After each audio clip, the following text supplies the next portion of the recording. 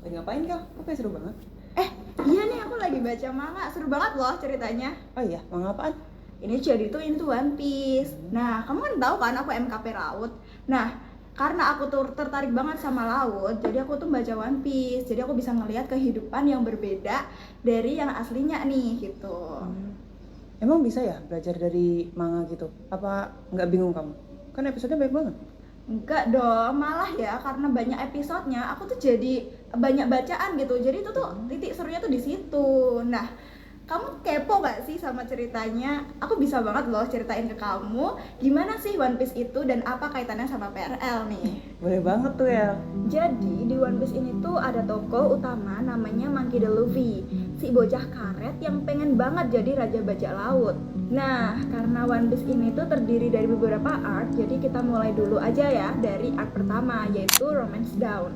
Di arc ini kita tuh nggak cuma diperkenalkan sama Luffy doang, tapi juga dunia kepulauan yang sepenuhnya tuh bergantung pada laut. Dari sini aja tuh kita bisa ngeliat gimana sih keterkaitan langsung dari perencanaan ruang laut di cerita One Piece.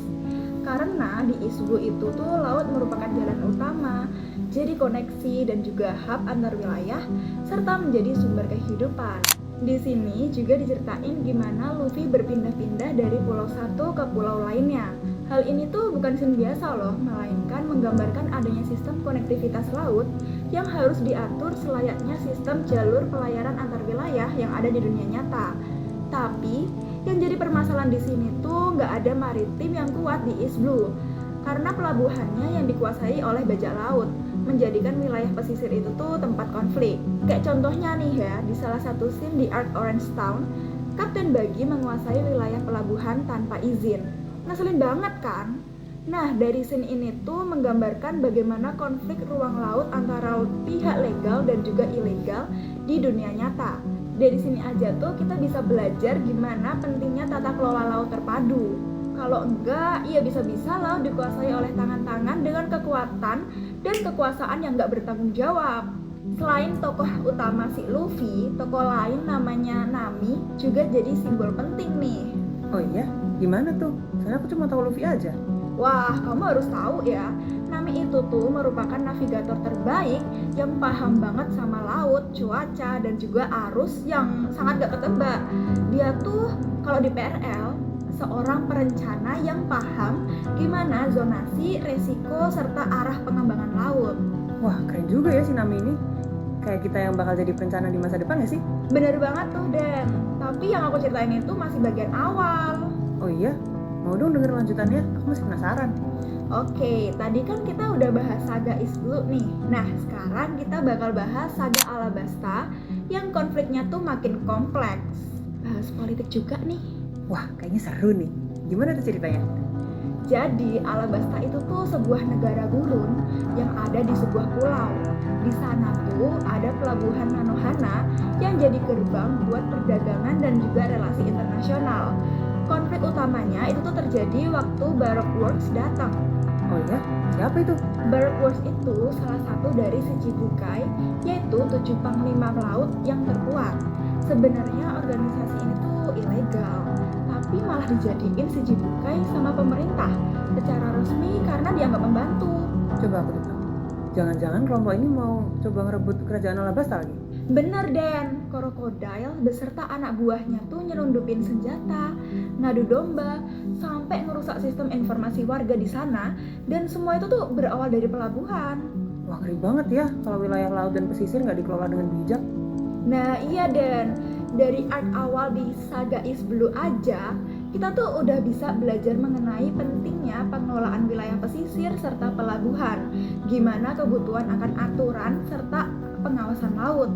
Ditambah ada konflik yang lebih kompleks di Alabasta.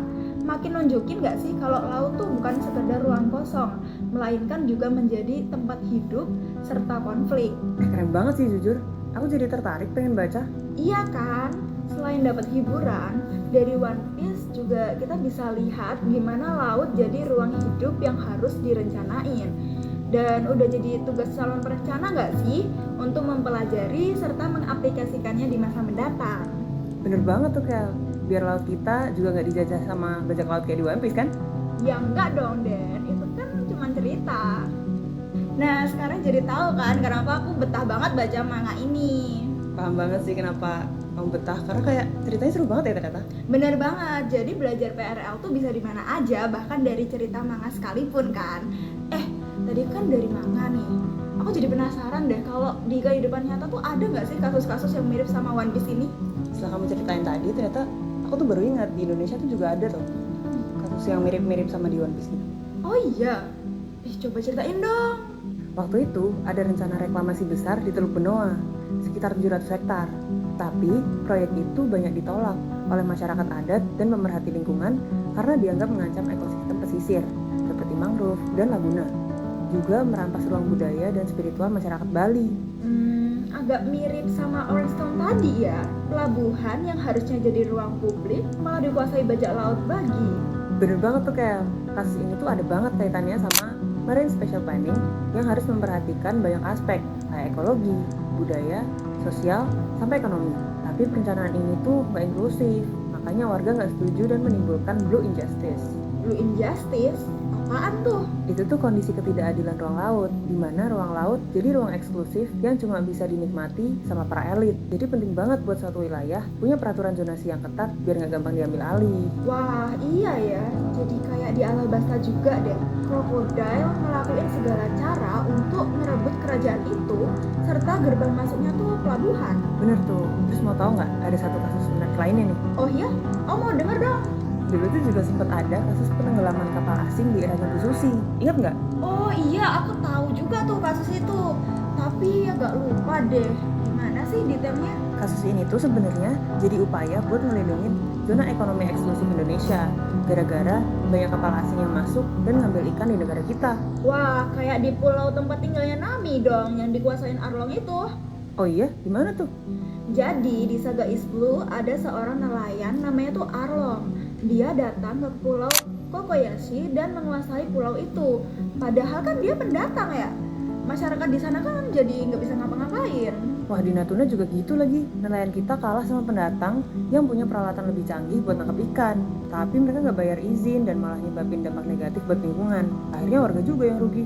Bener juga tuh Den, berarti perencanaan ruang laut ini tuh penting ya, biar laut bisa terjaga dan juga terkontrol. Kalau terus-terusan dibiarin, bakal kayak Pulau Kokoyashi tadi dan juga kerajaan Alabasta. Bener banget tuh. Jadi intinya Marine Special Planning ini tuh jadi acuan buat ngerencanain ruang laut dan pesisir. Nggak lupa dengan pertimbangan multi aspek yang inklusif untuk terus menjaga ekosistem pesisir dan perairan, termasuk menjaga kehidupan bermasyarakatnya juga, karena ruang laut bukan hanya ruang kosong.